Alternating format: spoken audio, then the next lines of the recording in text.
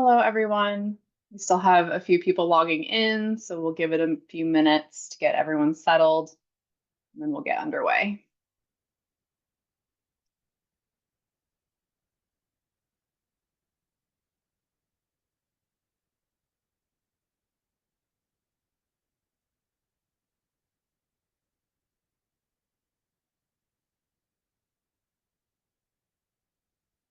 All right, welcome, everyone. Thank you all so much for joining the Link Center for the shared learning group focused on the topic of supporting the whole person. I'm going to go over a few housekeeping items while we get started. We do have live captioning and ASL interpreters present today. The session will be recorded, and the recording and the transcripts will be shared with all attendees. The PowerPoint and any references or resources we have today will also be shared with everyone. We welcome you to revisit the content yourself and to share it with your colleagues. Attendees cannot see the names of other attendees, and all attendees are muted. Please use the chat function in Zoom to communicate with other attendees and the host during the webinar. You can use the chat by clicking on chat at the bottom of your screen. Please do be aware that your name will appear in the chat if you make a comment, but if you need to, you can change your display name by clicking on those three little dots next to your name and selecting rename. We will have representatives from the Link Center watching the chat and responding throughout the session today. And if you'd like to submit a question or a comment privately to the host or the panelists, you can do that by clicking on the Q&A function at the bottom of your screen. Following the webinar, all material, transcripts, slides, and recording of today's session will be posted on the Link Center website, which you can visit at any time. And at this time, I'm going to hand the floor over to Dr. Stacy Nonamaker, who's going to get today's presentation started. Stacy, it is all yours. Thanks so much, Stephanie. Hello, everyone, and welcome to our August Shared Learning Group hosted by the Link Center, funded by the Administration for Community Living. If you want to know more about the Link Center, please visit our website. We're very much aiming to better support people with intellectual and developmental disabilities, brain injury, other cognitive limitations who also have a co-occurring mental health diagnosis. So check us out, check back often. We're constantly updating and adding to our website. We have a lot planned for you today, and we're really excited to be here with you to put the shared in the shared learning group. This is one of 4 meetings that we're hosting for different audiences between today and tomorrow. And the information in all of the 4 presentations is the same. We're just tailoring it for each audience. The content that you'll see today is really a wonderful collaboration between Link Center partners, from people with lived experience to researchers and people who work on policy issues. Just to reiterate, Stephanie already said it, but today's meeting will be transcribed and recorded, and we'll share all these materials with you after today's time together. And we do encourage you to share this far and wide. So for today, let's take a moment, and we'd love to know who's joining us. So please put your name and any group, association, or membership you may have into the chat. Say hello. We're really here to talk about supporting the whole person. We really want to share with you things that we've been thinking about, resources and information, and then also pivot at the end of our time together today into a group exercises where we can hear from you what you're thinking about this topic as well. Because really the goals and the outcomes of the shared learning groups is really to collectively learn about the importance of supporting the whole person, talk about what's out there in terms of tools in our toolbox to support the whole person, and to really, as the Link Center, find out what we should be elevating. So hearing from you all when you think about this topic, what are your go-to resources? What are the things you're thinking about? And what can we be elevating as the National Resource Center for co-occurring? And what things can we identify that are gaps or needs that we can take action? So the next few slides were developed by folks on our steering committee who guide the work of the Link Center. These are people with lived experience, and really the next couple slides sets the stage for our time together. So this meeting will be talking about people's experience in being supported. Some people have experienced trauma, and that makes it hard to recover and move forward. We ask that take care of yourself. Do what's necessary for your comfort and care in the next hour and a half. And that generally we should be gentle with ourselves and each other because we're all doing this work together. And sometimes this work is hard to do. We celebrate that we are all individuals from different backgrounds. We celebrate that we have shared experiences to learn from one another. We know that we are each unique with our own experiences in this world. And finally, we think it's so important to remind ourselves and others that we listen and share with open minds and kindness. We do not judge or blame others for what they share. We want this to be an open dialogue. So along the way, we want to hear from you and hear your reactions, hear maybe your ahas or thoughts. So please drop them in the chat as we're moving along. So as we jump in to the topic for today, whole person support or supporting someone holistically, we want to hear from you in the chat. Feeling supported and having everything you need is different for everyone. We know it's very individualized. So we want to know for you, what are the things that are important to make you feel like you have everything you need to feel physically, mentally, and emotionally well? So I'm just going to be quiet for just one moment so I can hear from you all. What are some things that you need in your life that makes you feel physically, mentally, and emotionally well?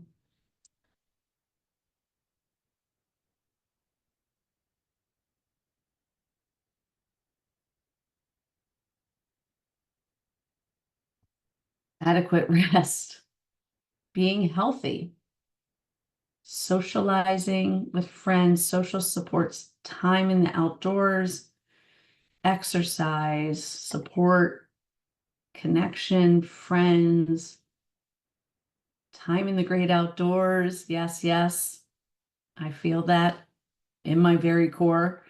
Alone time, I feel that as well. Yeah. So thank you. As these are coming in, you're emphasizing what we talked about. What is important to someone to feel physically, mentally, emotionally well is so very, very individualized.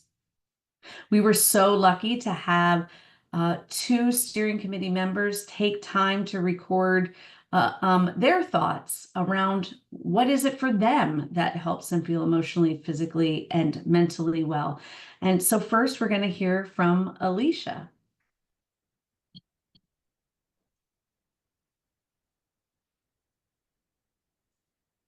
Hi, my name is Alicia. I'm a member of the Link Center National Steering Committee for Mental Health and Intellectual and Developmental Disabilities. I came here today to talk about how to support people from a holistic perspective by looking at the whole person and what allows them to thrive in everyday life. It's important to assess people's access to social determinants of health, especially around access to food that provides adequate nutrition and the barriers to obtain that nutrition. Often people with disabilities have increased risks with food insecurity. The average people don't really realize how it affects us, those of us with disabilities, and food controls like all of our essential functions. And if a person doesn't have adequate nutrition or the right supports for nutrition, it can cause like a decrease in executive functioning, communication challenges, poor health outcomes, and behavioral issues. It's important to recognize that these barriers affect everything from being able to purchase food or obtain supplemental nutrition supports to the preparation of food, even to being able to eat. And so people must examine these challenges around this issue when it comes to assessing the needs of people with disabilities. It's important to know that having unmet needs affect both physical and mental health, and the two interconnected also affect how people communicate and also how they respond to the services and supports given to them. And our direct support workforce crisis, that we've been in a direct support workforce crisis, and the whole direct support aspect has changed over the last few years, and we need to keep in mind some of the cultural differences and communication challenges that are present in the era of time. We need to be a cultural competent society, examining both provider and consumer relationships and working through language barriers and educational outcomes that challenge people, both people providing services and people receiving services. In my life, adequate nutrition has been key to helping me succeed.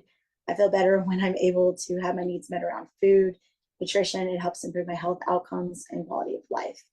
I have seen and experienced what my life has been like when my nutrition needs have been upheld and when they haven't been upheld. And I have a feeding disorder that requires some serious, careful structure around food. It requires me to have a meal plan and people to help assist me to prepare food. Because of my disability, I require a lot of hands-on assistance and people to prepare food. And so I've seen like what it's like with and without those supports. And when I'm not able to get adequate nutrition, I'm autistic and I have dysautonomia. And so when I'm not able to get this adequate nutrition, I have more aggressive meltdowns, more aggression. I have more challenges with my mental health. I also have more physical challenges like low blood pressure and even dysfunction of my autonomic nervous system. And so because I rely on people to support me to prepare food, there's challenges sometimes with being able to direct people. Sometimes it's due to like cultural issues. Someone might not know how to follow a recipe or something, and or I might not be able to direct them some barriers to my sports, and or just there's just general overall barriers with preparation of food. And sometimes too people might not know how to prepare a dish that I may need them to prepare it in a certain way. I think that's definitely important. I've been really challenged by directing my providers. I've actually thought about even visual tools for this. It's a big deal for me because not everybody learns and processes information the same way too. And that's super, super important to know too, is that, just how you have to look at it from both the provider view and the consumer view too, when you're looking at how people are able to get their needs met, but also what type of needs are being met.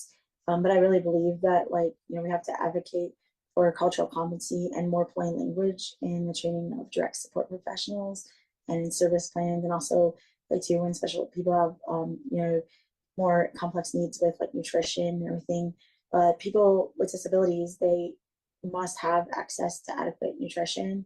And I believe that we have to make that part of the yearly assessment process too for services and supports. It's critical for helping people understand human behavior, decision making, and activities of daily living, because it helps see people as like the whole person, so the team can understand their needs. And my waiver covers nutrition and behavioral supports, and it's been really important and everything. But despite having a nutrition plan in place, I've struggled a lot over the last few years to get my needs met because of the lack of assessments around nutrition specifically, and it's caused me to experience some challenges. And so it's really critical that providers and social workers, people that serve people with developmental disabilities, truly understand this nutrition piece, and because it also shows how a person directs their care and what supports them to be in place. So just because I sometimes too, because I speak so well, with my disability, people think that I can also direct my providers very, really well and everything. And so sometimes people don't see that they're, well, some of us might be good in one area, the difficulties, the challenges around food and the connections and stuff. They may not see that with your typical assessment. And so I think that having assessments about nutrition helps cut down on the stereotyping, and it really helps really look at the person from a whole body approach. And I believe that, this should be available on all the different waivers, because it really assures people have their rights to make choices upheld as well. Thank you. Thanks to Alicia for sharing her perspective on, nutrition just being a really important, critical part to feeling physically, emotionally, and mentally well. We want to share another perspective from Victoria, who is also a steering committee member for the Link Center.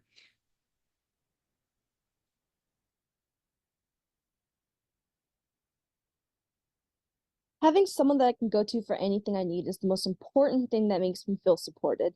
For me, that's my mom. Ever since I was little and I was in school, I had a hard time making friends. And my mom's helped me by setting up play dates, even though sometimes it didn't always feel like playing with my friends were there. I didn't really know at the time that I needed that kind of help, but I had someone who was helping me meet those needs that I didn't even know I had. Throughout my education career, I always needed accommodations, but at the time I was a child, completely unable to self-advocate. So having someone there to help me, who knew me not just as a student, but what I was like at home, was very important. Because of my autism, I've also always had restricted eating patterns due to sensory issues, and that caused some health issues. My mom was really worried, so she tried to help me by not giving me the junk food I crave. But at the end of the day, that didn't work out as planned, and she was still supportive of me. She didn't shame me for not eating properly or make me feel bad about what I couldn't control. Later on, once I was a teenager and started having a lot of mental health issues, it was extremely important that my mother was supportive. In fact, I think the most terrifying moment of my life was once I turned 18 and I was essentially thrown to the wolves in the healthcare system. I was scared, I was alone, and I didn't have any support. The doctors wouldn't tell my parents anything because I was 18 and no longer a minor they were obligated to update my parents with. At the time, I had all the necessary medical help needed to support me, but that wasn't enough. It felt clinical and rigid because I knew these people weren't my friends, they were doctors. I needed warmth and comfort. I didn't want pills or drugs or therapy. I just wanted to be told that it's going to be okay, even if I wasn't sure it would. Sometimes there are things I can't uplift to with the therapist for a variety of reasons. The most common is the fear of hospitalization, but there's also times where I don't really need therapeutic support. I just need someone to hear me and listen. I've had therapists, wraparound, respite, and other services help me in the school, but at the end of the day, they would come and go, and it wasn't always the same person day to day. When someone came from the agency, they just send whoever they have, and having to reintroduce yourself over and over again is frustrating. When you have someone, a parent, it helps to know that there's always going to be someone for you. The reality is, you can't rely on paid services. You need someone who cares about you and isn't just paid to support you. I'm lucky to have other family to support me as well. I have my grandparents, my cousins, my aunts, because my parents can't be there for me 100% and also need to take a break. My parents have sometimes gone on vacation, and when they do, my grandparents come to stay with me. My grandma makes my favorite foods, and even though it doesn't sound like much, it's a lot. Having my extended family around is a safety net, because if something were to happen to my parents, I wouldn't end up alone. To wrap it up, I can have programs help me buy food, pay for rent, get access to therapy, but I need someone supportive to help me make those things a reality so that I'm safe and cared for. And so much in there from Victoria as well. And for me, it really brings home the concept of consistency, concept of informal supports and family as critical to somebody's mental, physical, and emotional well-being. So I think what this really drives home for us all is that at the heart of whole person support in the work that we do, we need to understand what the person wants, what the person needs, what makes them feel emotionally, physically, emotionally stable, safe, well.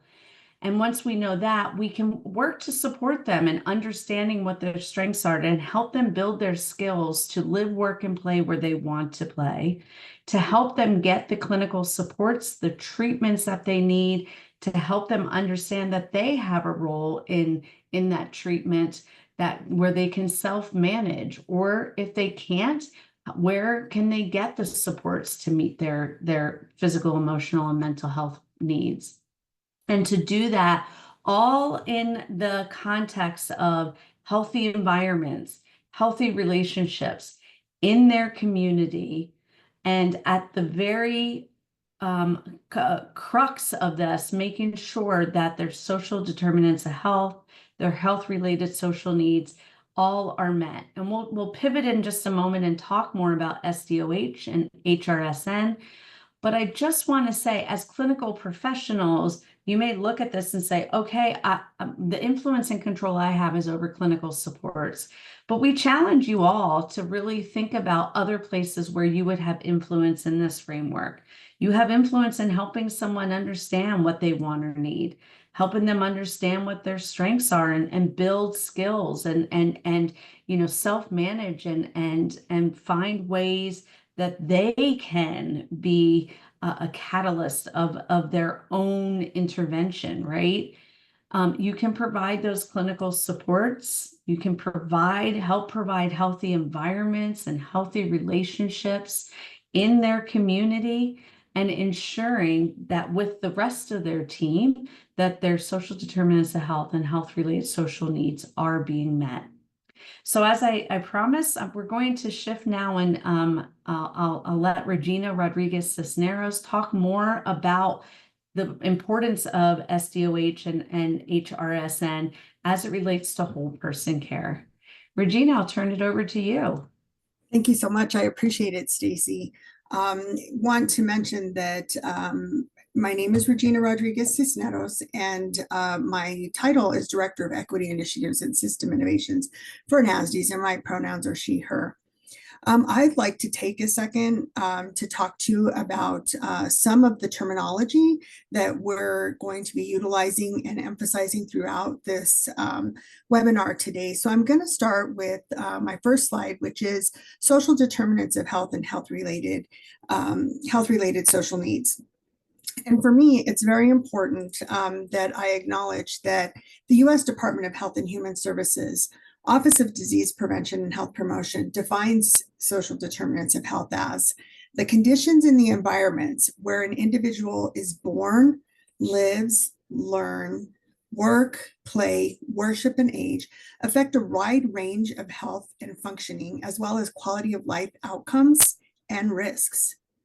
It's also important to note that health-related social needs refer to an individual's needs that might include affordable housing, healthy foods, or transportation. Next slide, please. There are 5 key areas of social determinants of health: economic stability, such as opportunities and income; education access and quality, such as the level of education we complete, how we will read, our preferred language, whether it's written or spoken; healthcare access and quality; neighborhood and built environment, such as neighborhood access to safe and stable housing, transportation, healthy foods, and opportunities for physical activity, as well as air and water quality; social and community contexts, such as racism, discrimination, and conditions in our workplace. Next slide, please. The term health-related social needs is oftentimes used interchangeably with social determinants of health. However, it's very important that a distinction is made. Health-related social needs refers to social and economic needs that an individual may or may not experience that affect their ability to maintain their health and well-being. These include such things as housing instability, housing quality, food insecurity, employment, education, personal safety, whether or not an individual is experiencing lack of transportation and or the ability to afford utilities. Social determinants of health, on the other hand, refers to the conditions in which people are born. Again, in the conditions in which people are born, grow, work, live, and age that shape the distribution of money, power, and resources that are impacted by external factors such as institutional bias, discrimination, and racism. Next slide, please. I'd like to take a second to talk about culture and what I have up on the screen, which is called the culture wheel. I'm going to use the definition that was presented here on the slide, that culture is how people behave and think. It includes things like what we say, the languages that we speak, or the ways that we communicate with one another, our beliefs, our customs, and it also covers how we will interact with one another and how we show up in our roles in society. Culture describes the special things that are important to our groups, to our communities, to our subcultures, and how we will form cultural norms that we'll respect in those communities. Here I have up an example of a culture wheel. And a culture wheel is really identifying and plotting on this particular wheel cultural components that are important to you. And this is an important tool that we can use when we're providing supports and services to individuals with disabilities, so that we can really make sure that we are respecting the whole person and respecting the person's beliefs and experiences that are contributing to the way that they're making decisions about how they want to be supported.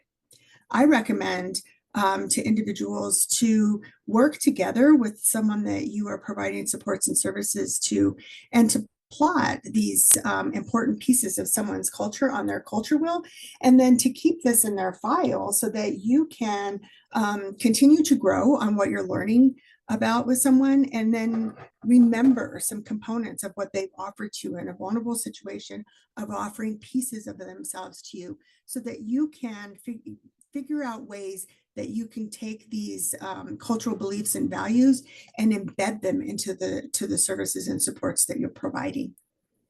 Next slide, please. I'd like to ask you all to think about your own identities. Our identities and our experiences are unique for each one of us. And our identities contribute to our values and our beliefs, and how we determine what is important to us and how we want to interact with one another, how we want to feel supported, and what we want to share with individuals to consider, so that when we are receiving services, they are really celebrating and incorporating our whole self. For example, a person who grew up in a rural community will have a very different perspective from a person who grew up in an urban community. A person who is older would likely have a different perspective than someone who is of the younger generation. It's important, though, to reflect on your own culture, your own identities, and understand your own values and your own beliefs. How can you honor someone else's if you haven't taken the time to reflect yours, have your aha moment, and recognize that you have to honor the person that you're providing services to? Next slide, please. So I'm driving home that culture is important. It's important in person-centered practices, and it's important to help us understand who the person is and who the whole person is, and respect diverse perspectives. We should take an opportunity to learn cultural norms and to examine cultural norms through the lens of cultural humility, and recognize that many of our cultural norms are related to our beliefs and our values and our traditions. Culture helps us to understand what's important to one another. It also helps us to understand how those values will shape someone's choices. Ethnic customs can determine how a person will interact with you. For example, this means that a person may or may not hold eye contact with you, may prefer that they have certain people present in the engagement with you and when you're providing services. And that could be culturally, they feel comfortable having a family member present. It could mean that people are really respectful of the time of day that they meet, because they are very careful to embed their spirituality into their day. These are ethnic customs that help a person to decide a different way that they want to show up into the space and sharing space with you. Excuse me, that was my timer. Apologize for it being so loud. I also want to take touch on these last two bullets. When we are interacting with people who are different from us, oftentimes we can feel a level of uncomfort, and a lot of times it's because it may be the first time that we've interacted with someone who has such a different set of cultural behaviors.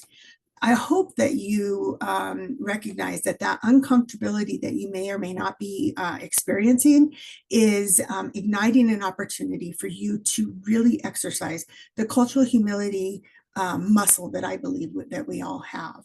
And that it's important that recognizing that people's intersectionalities and their different identities that they bring to our experiences will 100% determine how they will consider what is most important to them to help you to present the services that you're hoping to present.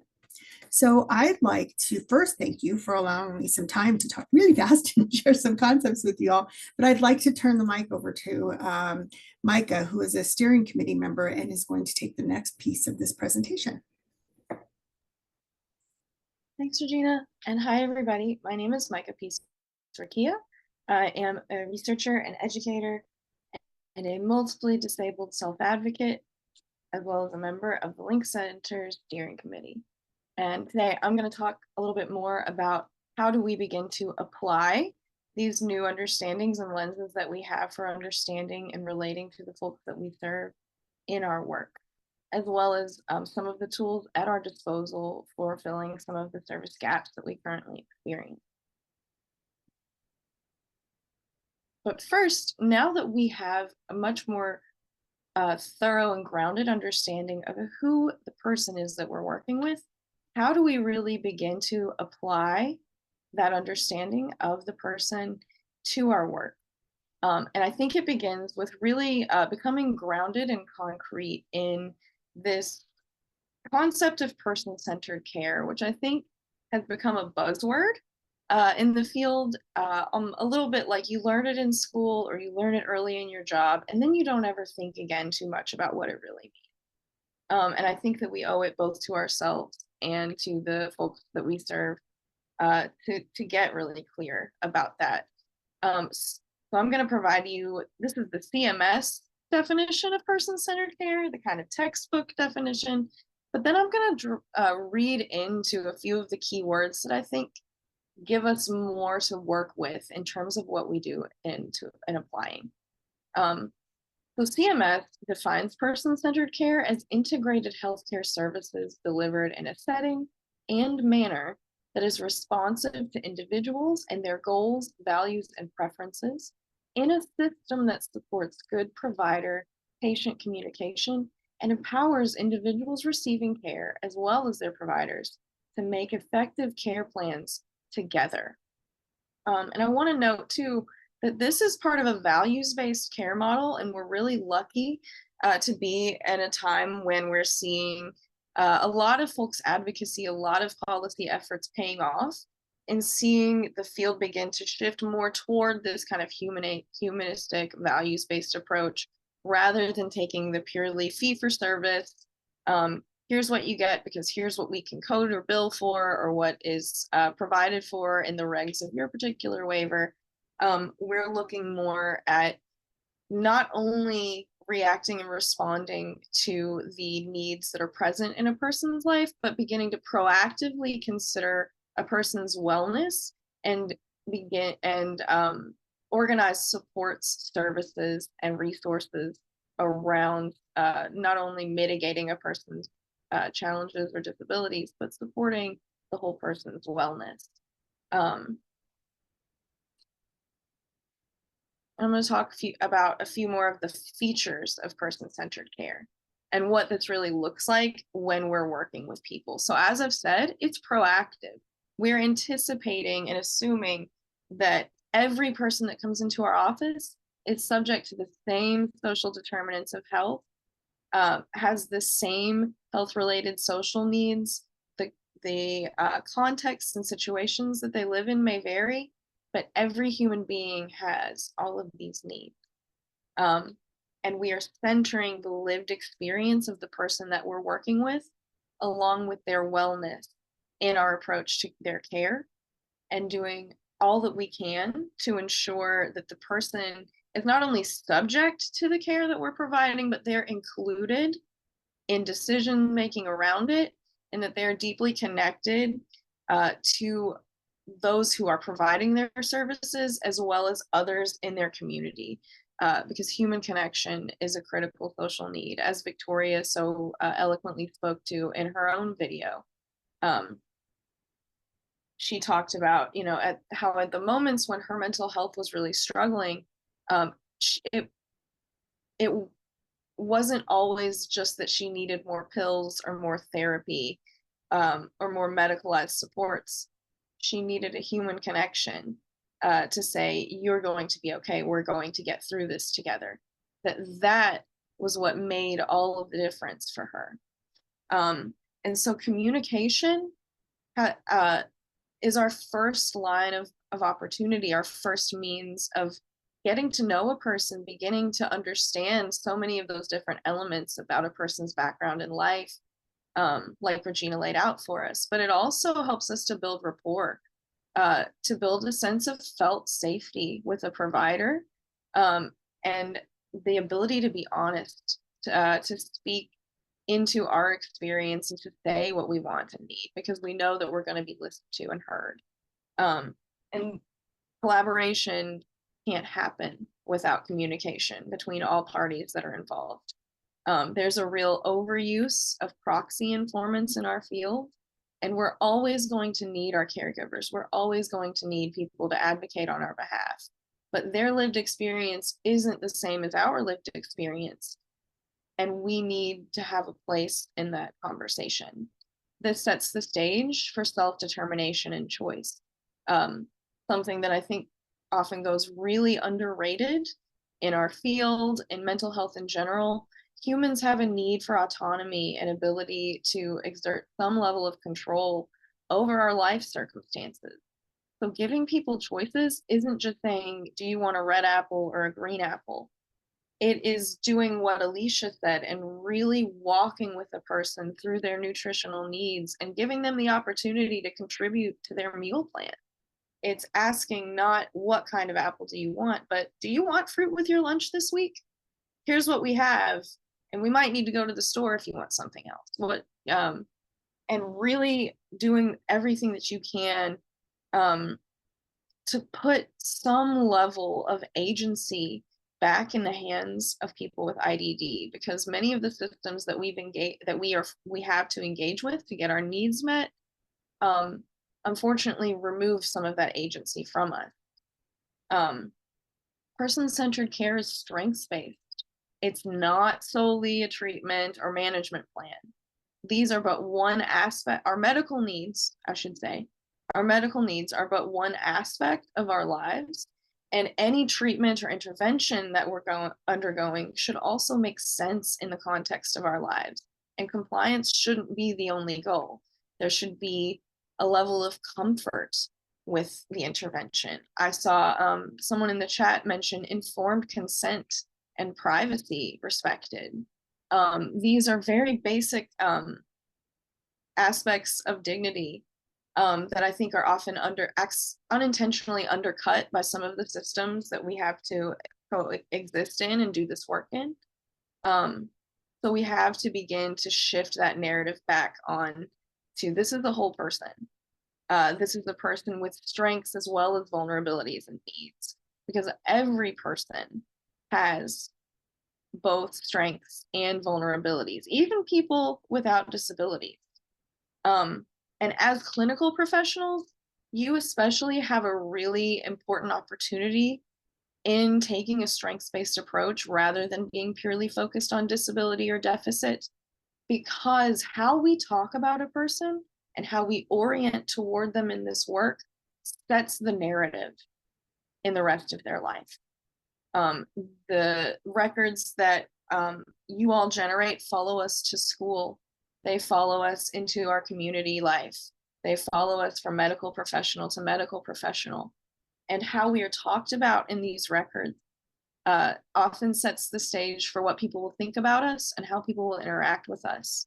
So being strengths-based, acknowledging that any treatment or management is not only to solve a problem or meet some kind of end, but the end is actually to support the strengths that a person has and the natural good qualities that a person has, can really improve our outcomes and our abilities to collaborate with individuals. And lastly, and perhaps most importantly, person-centered care is contextual and ecological. It understands that whole person doesn't mean only person, that my disability doesn't exist solely within inside of me and my physical body and DNA or whatever, that some of it is mediated by the world that I live in, and that all human beings live in social contexts. None of us are islands unto ourselves, solely and completely responsible for every single aspect of our life. It means seeing me as an individual, and not only as an individual on my own, but as a person who is a member of a family, a person who has culture, like Regina described, a person who is a member of a workplace or would like to be a worker. See people as with disabilities as people with talents, with innate things to offer, who have other people that care about them and goals that they themselves want to achieve or things that they want for their life. Parents or aspiring parents. Seeing us as people with history, with experience, with knowledge about our disability and things that we've lived through and what works and what doesn't and what still needs support. And people with trauma, that part of that history can be trauma, and that more likely than not, we have experienced it. And being able to understand that we bring each and all of these aspects of ourselves into your office or into our work with you or everywhere we go. And it's not separable from our disability. These things have to be taken into account. And lastly, we also have to strive toward cultural and linguistic competence, which is not a destination. It's not, you can never learn everything there is to know and achieve full competence. It's a practice.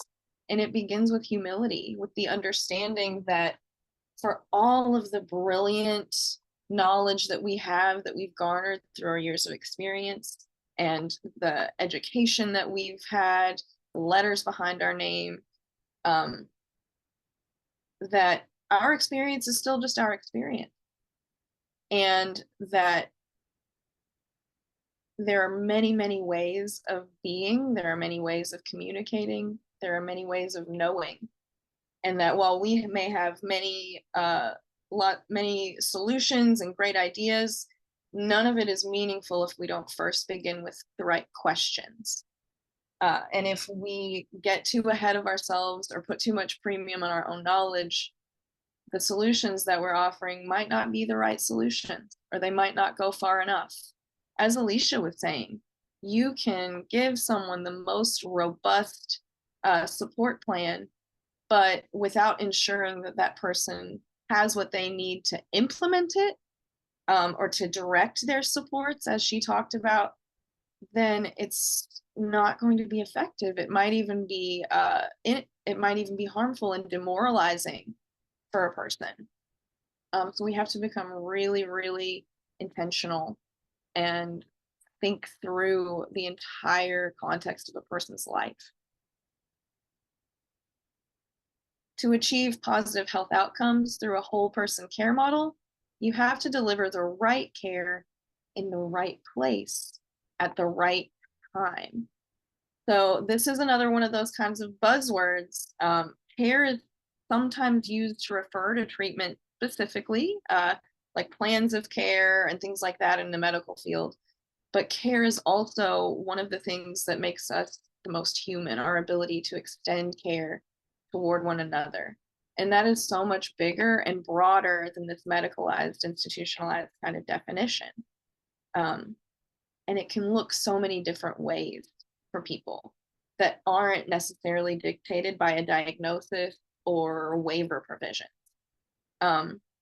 Victoria's example about not needing more therapy or medication, but rather just a human to care about her, or someone to turn to whenever things get hard or she has a need, is a really clear example of that.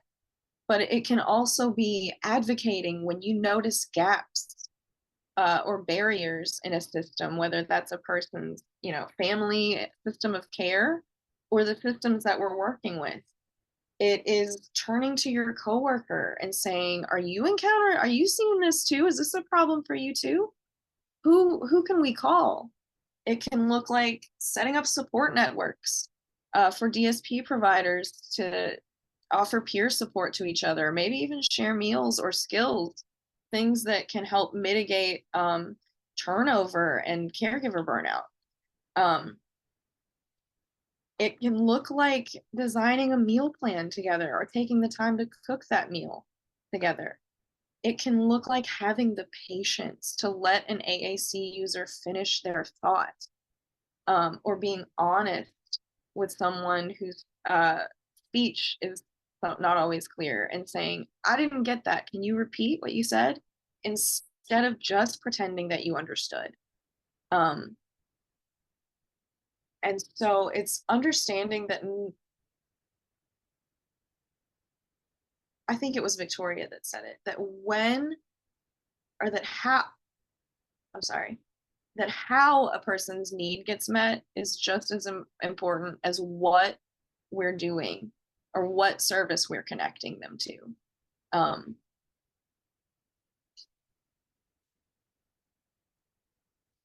I'm also going to talk about the biopsychosocial approach.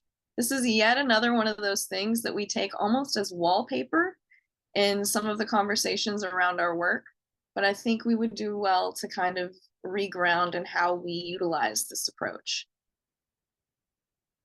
So let's put the social back in biopsychosocial. We still live in a society that takes a very medicalized approach to disability. And what this causes to happen is, just like I was talking about, my disability becomes all located inside of me, and we understand it mostly as a problem to fix. And I have learned that many medical providers are still taught that disability is an outcome to be avoided, rather than a natural part of the human experience. Anybody that is lucky enough to live long enough is going to find themselves, of course, having gained lots of abilities and skills and things throughout life, but also losing them. This is natural. This is okay. And disability and the good life can coexist. I'm doing it. But when we take this overtly and completely medical approach to disability, it promotes the illusion of diagnostic overshadowing, which is exactly what I'm talking about, where we assume that every problem in my life goes back to my autism. If I had a bad day, it's not because work was stressful and I didn't sleep well. It's because I have autism and I have behaviors. This isn't fair, and it is ableism, which is something that I'm going to discuss a little bit more in one of my next slides. And the impact of it has a lot of levels to it. It has a lot of individual impacts, but what it causes in our practice is that the social context a person is living through go ignored. And the reality for all human beings is that when the circumstances that we live in undermine the conditions for wellness, so all of those social determinants of health and health-related social needs that Regina talked about, when our living circumstances undermine those, people struggle. That's what it is to be human. And so we need to be able to utilize the medical model and the social model of disability, or the understanding that certain elements of our culture, certain elements of and I mean our culture of this system, which by being here today, like, you have a really unique opportunity to influence the culture of the care systems that we have to engage with, and the culture of the work that we do, and the culture that exists around disability in our country. And currently, or I should say, the social model of disability it describes like understanding that no amount of, as Stella Young says, no amount of smiling at a staircase is going to turn it into a ramp. We have built our society in certain kinds of ways that are disabling to certain people. And until we can begin to accommodate all different kinds of bodies and minds, we're always going to have to contend with disability. So we have to be able to address a person's medical needs, but also be very sensitive to and accommodate the social context within which people are living. And these currently ableist like social constructions have led to a few unfortunate experiences that are common to people with IDD. And this is the point where I also want to acknowledge this can be hard to hear, particularly if this is close to your lived experience. So if you need to step away, I encourage you to take care of yourself and to be gentle with yourself. But our society is currently constructed in a way that promotes experiences like isolation and exclusion. The idea that certain kinds of care can only be delivered in highly medicalized settings, rather than providing more opportunities for peer support. How a lot of special education programs are set up is another example. In my high school, the special education department had its very own wing that was like away from everybody else, as if it was better to keep people with disabilities away from everyone else and have limited opportunities to interact with our peers. We experience higher rates of trauma and mental health needs than people without disabilities, and this can be direct.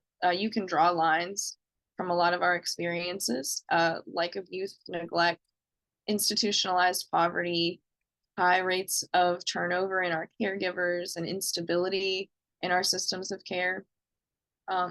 We also experience significant barriers to communication, information, and choice, some of which is mediated by our disabilities, but much more of which is mediated by ableism and the idea that, or rather the assumption, that because someone may have certain cognitive needs or may communicate in non-normative ways, that we don't have anything going on upstairs and therefore don't want to be involved in the conversation or have anything meaningful to say. I grew up in the psychiatric system, watching my mom and doctors talk about me in front of me and make decisions for me, that I didn't always even understand why we were there, why we were doing it, because no one did the very basic courtesy of explaining to me what mental health care is. No, it's not a punishment. You're not in trouble. We're here to help you. Let alone to get consent from me about if I felt comfortable with what was going on. And that does something, that there are psychological impacts to being treated only as the subject to treatment rather than an active agent in the care that you're receiving. And a lot of these factors have created a situation where many people with disabilities have unmet medical needs. In fact, a large driver of aggression is things like pain, particularly tooth pain, abdominal pain, and these things can be life-threatening medical issues like obstructions that are going unaddressed because a person doesn't communicate normatively. And people with disabilities have been declared a health disparity group by the World Health Organization. So often we need to take a better look at bio as well. But these are all really critical to understanding the social context that many people with disabilities live in.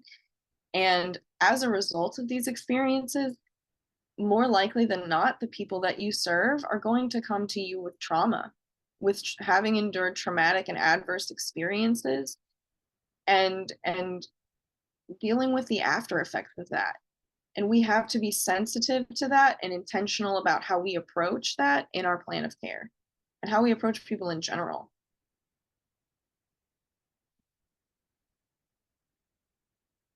We live in a system that is unfortunately filled with stairs and silos.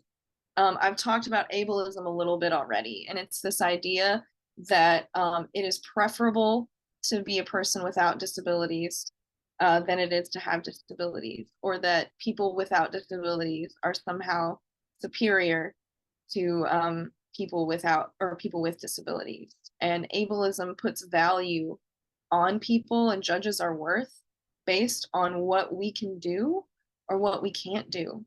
And paternalism is this way of thinking about, how do I say it? Paternalism is the idea that if I am in that group that is assumed to be better, then that gives me the right to make decisions for people, to do for them, to dictate to them what they need and how we'll achieve it or what we're going to do. And these are both tremendously negative forces that work against person-centered care. People with disabilities do have a voice, but others often struggle to hear us and to really listen. I've talked about the overuse of proxy informants. And people are very quick to speak for people who communicate in non-normative ways, who don't rely on speech to communicate. I've seen people be incredibly impatient with me as a part-time AAC user, with my friend Arthur, who uses a letterboard and spells to communicate, with my friend Silas, who uses sign language.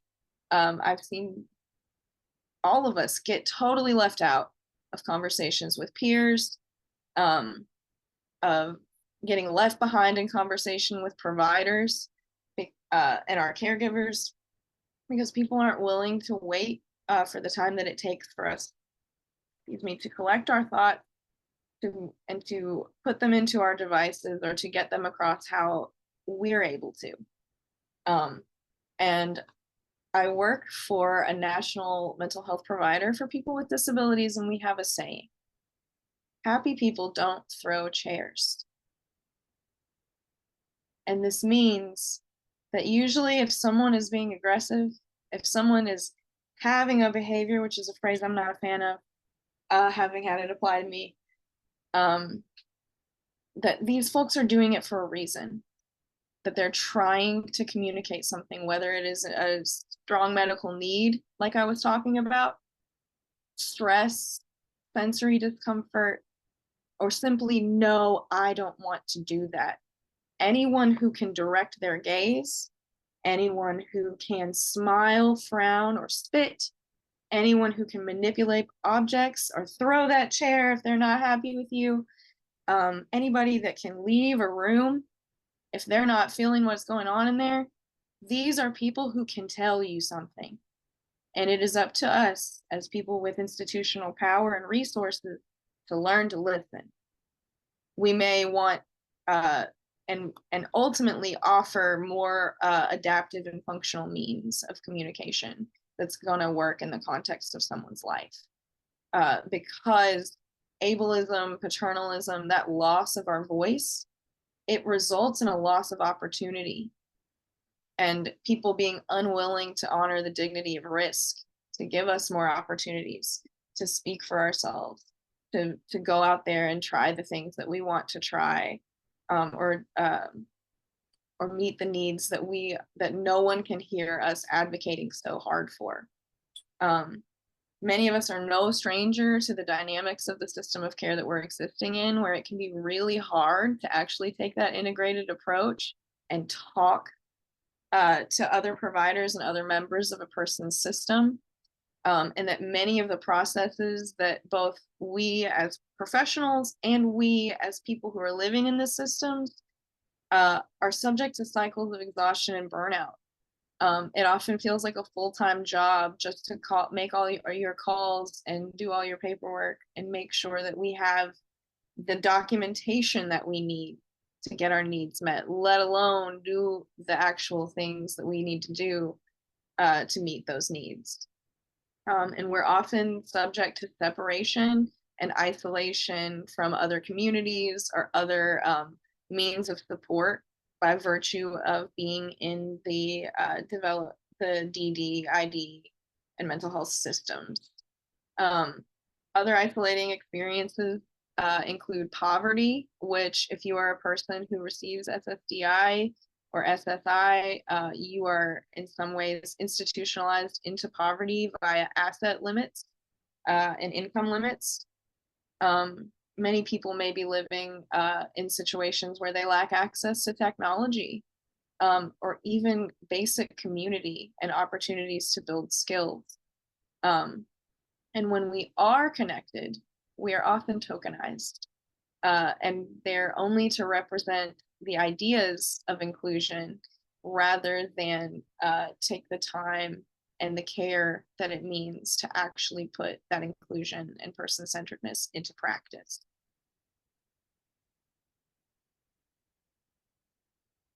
And so I want to offer, alongside of a lot of the other interventions that we use, a recipe for understanding well-being. This comes from Dr. Martin Seligman, who is the father of positive psychology. And his recent research has revealed that there's actually a plus or an asterisk or a V for vitality on this, noting that in order to enjoy things like positive emotions, being engaged in activities that are meaningful to us and in our communities, fostering positive relationships with people beyond just paid service providers, and enjoying meaning and membership in a faith community, volunteering, or connection to something larger than us, an accomplishment. And that's not just how we would define accomplishment, but how an individual defines and experiences accomplishment and fulfillment. You know, did I put together a really good outfit today? Did I make a great lunch? Did I finally do something independently that I've been working on for a long time? Did I go to the grocery store by myself? You know, little small things. But to really enjoy the impact of all of PERMA, we have to have our needs met in terms of our social determinants of health and health-related social needs. And that having access to quality nutrition, to good sleep, to supportive social connections that go beyond just our paid staff, and a safe place to live, free from discrimination and violence. And there is research now coming out that the PERMA Profiler, which is the assessment used to apply this in individual care, is being adapted for use with people with IDD, and is seeing success using that adapted instrument.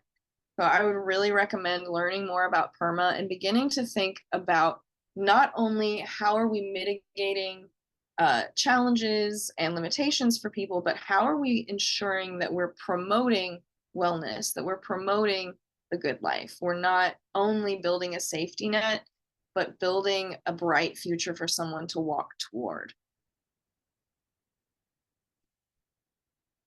And now I'm going to take a bit of a turn, and you might be thinking, what? Like, we're talking about philosophy and applications to our plan of care, and now we're going to talk about technology.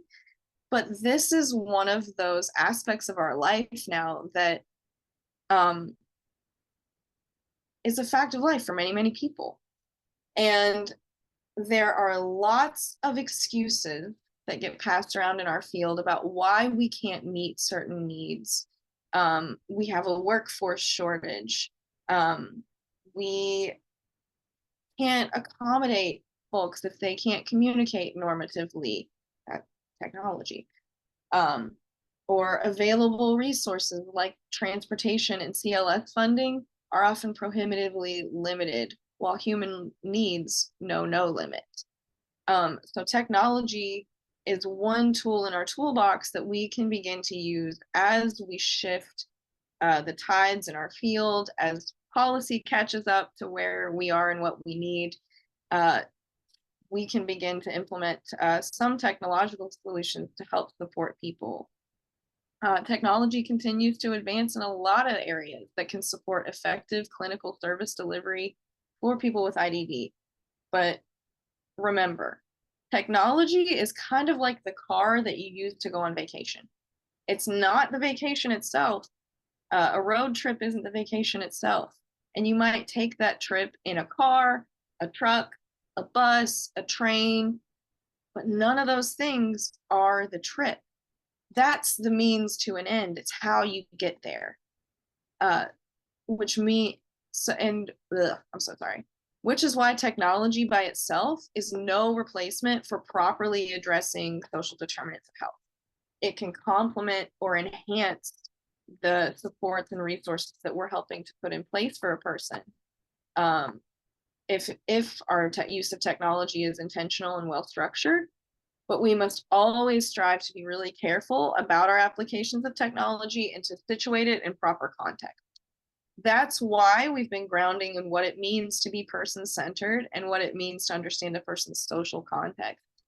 So with that in mind, let's look at a few options for using technology to complement a person's system of support. The first of which is telehealth, which is just a way of getting healthcare services through the phone or internet. It's like an umbrella that can describe a lot of different things. So remember, it's an umbrella. It's a way of getting services. It's not the service itself. And like any service, there's no such thing as a one-size-fits-all approach. We're still learning a lot about what makes telehealth work for people with disabilities, because like many other things in our society, it wasn't designed with people with disabilities in mind. So we have to be very careful and considerate in how we apply it. And there's a lot to take into account to make sure that therapy, for example, is still effective for people when it's delivered through telehealth. This is especially true for people with IDD because so many things have been created without us in mind, and people often tend to mistakenly assume that there's a neurotypical default and one right way to use something. So a person struggling with a piece of technology isn't always about their disability. It can be about a lack of training, a lack of exposure to this kind of technology before. And so we have to support people with IDD and our caregivers in gaining access to technology, including making sure that there's funding for devices that people need them, that there's training for using certain apps, and troubleshooting to mitigate some of the challenges we can encounter and bad experiences that people have had or fear having using technology. And we have to be really honest about the fact that certain parts of our services still need an in-person based approach and ongoing engagement between the patient and their provider, as well as focus on the patient provider relationship, is still critical even when you're not meeting in person, and if not more so than when you meet in person. I'm a part of a research study on the effectiveness of telehealth for people with IDD through my work, and I'd really encourage you to check out this video that we made based on our findings. It talks about the processes that providers can take to prepare people with IDD for our services and to help us feel comfortable and ready to engage with those services. And we also have some really great clinical resources to offer around that as well. Another option that folks have are apps. This can be a really overwhelming, almost kind of Pandora's box situation where there are so many choices out there and new ones coming up every day, many with dubious evidence bases, that we need a way to quickly tell what is helpful and choose wisely for people. We've linked in this slide to the FASTER framework that can help kind of ease some of that decision making. But critically, for anybody who is wanting to use app-based supports, accessibility is key. So the app needs to be accessible for them to use and navigate, and it should be grounded in person-centered planning. We shouldn't be using technology just because it is there and it's the cool new thing to do, but because it's going to meet a real need in a person's life. We have our obvious examples like telehealth by Simple Practice and Talkspace, which can help people connect to therapists if they can't nearby. But there's also things like Happify that let you practice CBT-based skills on your own in kind of a fun way. Or two on the end that I use almost every day but have nothing to do with healthcare. The first is Goblin Tools, and it helps me break down pretty much any task that I could need to do to take care of my house and keep things clean into steps that support my executive function so I can actually know what to do and do it. And that goes a long way to not only improving like my living environment, but I feel effective and successful and independent, and that's a big deal. And also AAC Bestie, which talks for me when I can't. And it's free, which I really value. And then there's also the Black Dog Institute, which has created the Healthy Mind online app. This is something out of Australia, but I wanted to include it because so few evidence-based mental health applications are currently accessible to people with IDD. And Healthy Mind is. It's in plain language, it's relatable, it's easy to use, and I highly recommend it for folks with IDD who are looking for an app to support their mental health on their own, or rather, in addition to the supports that they're already getting. So thank y'all for taking the time to listen to me today. I'm going to pass it over to Stacy for a little more on technology before our activity. Thanks so much, Micah. And everyone, I hope that Micah really gave you a lot to think about in terms of whole person support, person-centered, putting the social back in biopsychosocial. And I just get to put a bow on the technology piece. And the really important part here is that when we think about whole person support, we have a lot of barriers, right? We have workforce issues, we have transportation, we have where someone lives. But technology can be one of those strategies that really helps for us to get out of our barrier box and be thinking about how can we get supports to people. And I appreciate Micah sharing some of those apps and thoughts around telehealth as well. And we just wanted to give you an example of a state who really has embraced technology first, every person, every talent, every opportunity. And this timeline really just looks at 10 years. And you'll have the PowerPoint, as we mentioned before, and you can take a look at this. But it's an example of a state that really is putting their money and their efforts into really thinking about how technology can help people. There's telepsychiatry happening, there's telemedicine happening, technology ambassadors happening in Ohio, and just some really good thinking around how we can use technology to make sure that someone feels holistically supported. And before I turn it over to our partners to walk us through the group exercise and really hear from you all how you're synthesizing everything that you've heard today, we have to acknowledge the role of case management. No matter what system that someone is in, there is a case manager or somebody that's at the helm of the ship really pulling together services and supports for someone.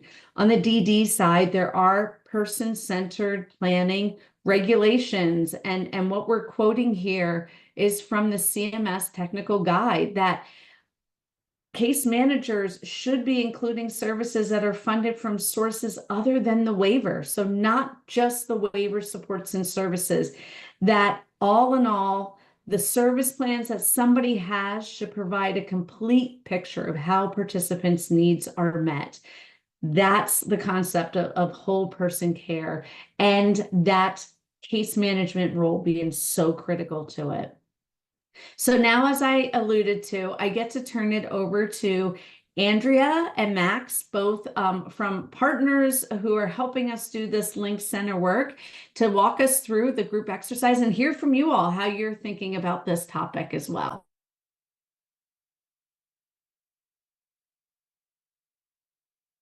Hello, thank you very much for this part of the webinar that I will be doing.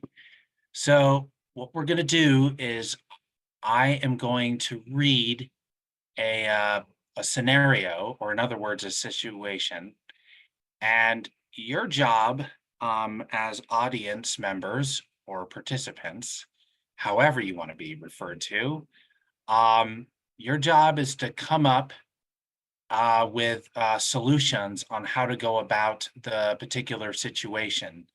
And when you do, feel free to put them in chat, or if you're comfortable, you can unmute yourself, and that way, just say it out loud.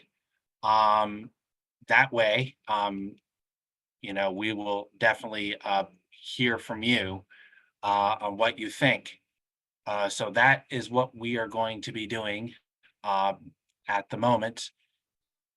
And so here it goes. So an individual named Chet is what this person's name is. Chet lives with his parents. He was just let go from his job at the hardware store because he missed a lot of shifts due to his anxiety. Chet sometimes has trouble leaving the house, especially when his parents are not home to help him get off, quote unquote, the bad thoughts he has. He says he feels better when he gets a good night's sleep. But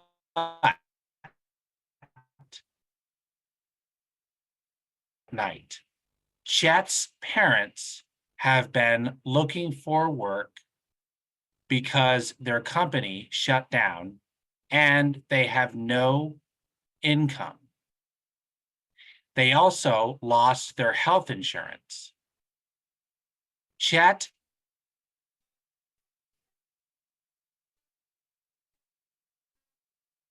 in his own place one day, but doesn't feel like that will never happen.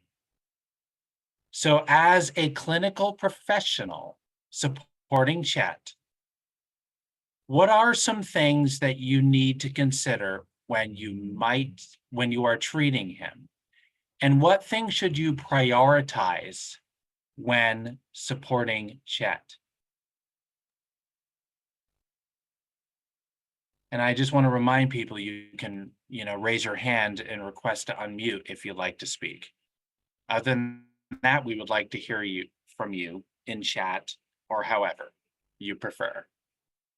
Yes, I'd love to hear how everyone is conceptualizing this case. I feel like the presenters gave us so many fabulous models and ways to think about these questions. What are the things we need to consider? So I I'm ready. see, oh, go ahead, Max. I got one coming through. So, okay, let me try and, okay, so one says, I would ask Chet what matters most to him at this time. Another one is that his basic needs are being met since his parents have lost their income. Yes, those are both great points. That was something I thought of right away is we heard a little bit that he wants a girlfriend, but we haven't really heard about what Chet's goals are, how he's feeling within what's going on here. So I think really taking that idea of wanting to understand what Chet's goals are beyond just the girlfriend, what are his interests in employment, some of these just real person-centered questions that we should be asking. And when you think about prioritizing, what matters the most to him, right? When we're prioritizing that. So, LR, I think that is a really good point. And Jennifer, we get back to those health-related social needs, right? Are his basic needs being met? His parents have lost their income. So things that I think of that we talked about, we had Alicia talking about food. Are they experiencing any food insecurity that might really be impacting that? Do they have secure housing? Are these things that folks have thought about? What are some other health-related social needs that you all think we should be thinking about? I have in the chat, what are the bad thoughts he is having. Another person said if they don't have health insurance, then there may be medical needs that are unaddressed. Yes, both really important things, right? So we're hearing about anxiety. What are those thoughts? It goes back to Micah's discussion about the reliance on those proxy reporters. Has anyone asked him in his words how he's feeling? What are those thoughts? You know, what is the root cause of this anxiety? And then agree, Lynette, right? We think about that biopsychosocial model. Are there underlying health conditions? If they've lost their health insurance, has he seen a primary care doctor? Are there underlying health conditions that might be either at the root cause of some of his discomfort and his difficulties, or at least making them worse? I got more coming in. So this one says, he needs screening with MH, which stands for mental health providers for anxiety, also sleep aids, earplugs, sound machine. Another person said if Chet is receiving mental health support, such as access to a therapist to help him and a psychiatrist to help him with his anxiety and medication. Another one says get him signed up with Medicaid. Another one says, what is the treatment plan in place for the anxiety? Another one, check in about good timing and location to communicate and explore these questions. Next, link parents to resources that can help with job placement, assistance with food, local food pantries, and local resources like United Way for rental assistance. Another one says he feels better, since he feels better when he sleeps well, working on that and what good sleep looks like to help and what comfort looks like to him. Yeah, I love this. It's such a person-centered approach that everyone is kind of noting here, right? So a lot of concerns, is he getting linked with the adequate mental health support that he needs? Garth, I thought that reflection on checking in on good timing and location to communicate with him. So that preference, what are your preferences? What makes it easier? Are there barriers for communication, barriers to transportation? To get to an appointment? Is technology a better place? So really asking some of those questions about how they want that support can be a huge thing to help with just building that relationship.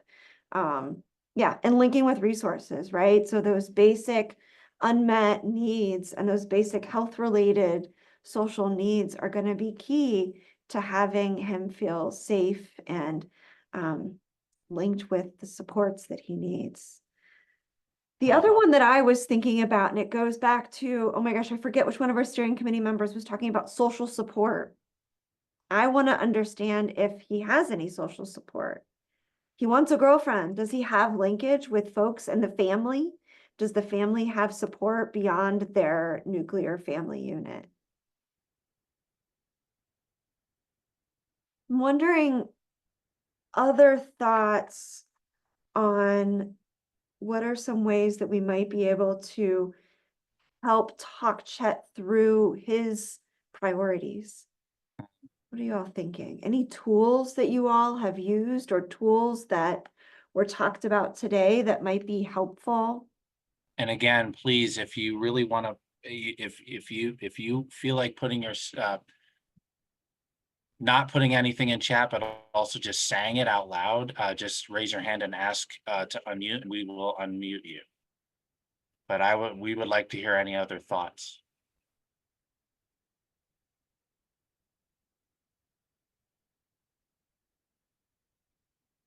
Okay, I liked one of the things we didn't really talk about yet is culture, and that cultural wheel might be a nice way to get at those preferences and beliefs of the family, that get at that idea of how do you want to communicate? How does that go?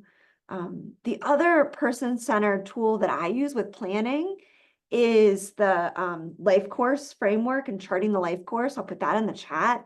That might be a nice way to have those conversations about what Chet's goals are. They're really great tools that can be used. The other thing that I don't think we've talked about are Chet's strengths. So we hear a lot about his needs and supports. So I'm wondering if others have had thoughts to think about. Oh, goblin goals. Can you tell us a little bit more, Marge, about what you think, how you think that could be used with Chet? If you're comfortable coming off of mute or in the chat.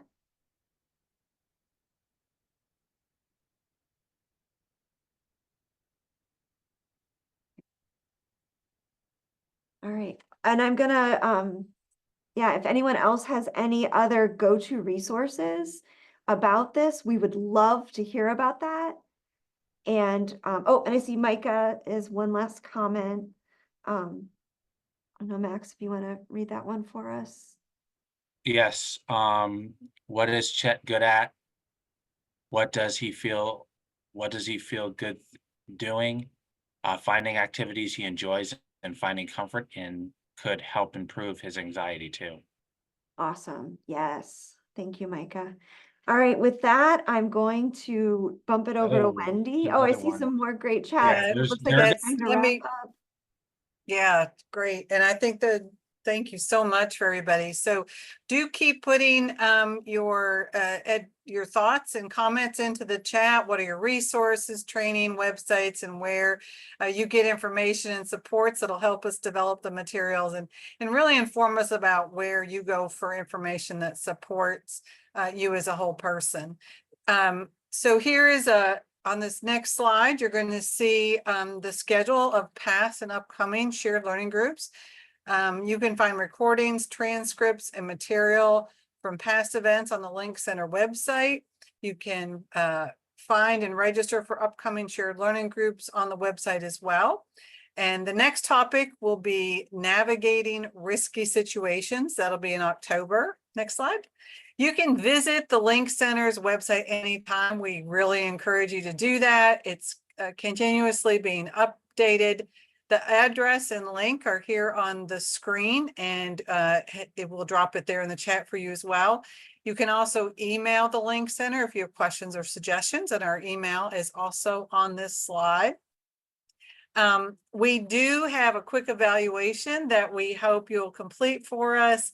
On the screen is a QR code that you can scan with your phone, and we'll put the link in the chat as well.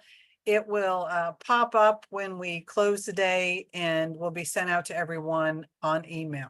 So your feedback on the evaluation really helps us to make improvements and adjustments for future webinars. We pay a lot of attention to that, so we appreciate your time in doing that. And lastly, we just want to thank everybody for participating today. Special thank you to Alicia, Victoria, and Micah, who were all members of the Link Center Steering Committee, for their time and valuable input for these shared learning groups. We want to thank also the ACL and to all the partners for contributing to the preparation of and content for this meeting. That is all for today. Have a fabulous afternoon.